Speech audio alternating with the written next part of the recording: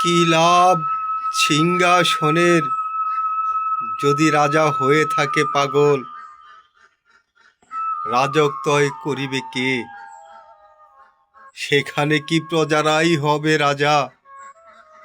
ভুল করেছিল একজন, শাস্তি পেল অন্যজন।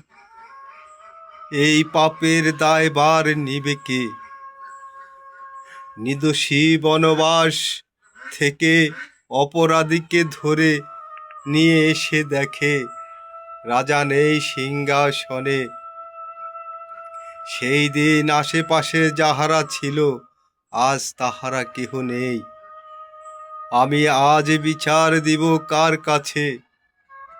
আমি যে অপরাধী হয়ে কেন 12 বৎসর বনবাস থাকিয়া শাস্তি ভোগ করিতে হইয়াছে?